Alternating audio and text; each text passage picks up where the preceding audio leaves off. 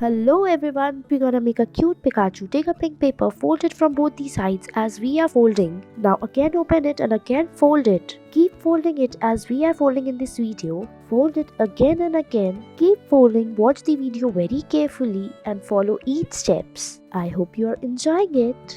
Now again fold it from both the sides to make its ears. Draw its eyes, mouth and nose. Then fold it backward. Now again open it and again fold it. Now fold it from the back side as shown in the video, and after fixing it, your cute Pikachu will be ready. I can't really believe how cute it's looking.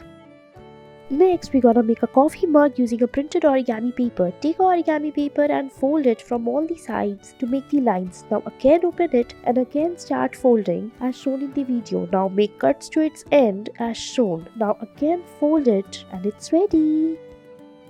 Next, we're gonna make a beautiful craft using a newspaper. Take a newspaper and fold it as shown in the video. Now turn it upside down and then again fold it as we have shown in the video to make the lines. Now fold it, keep folding and follow each steps and it's ready.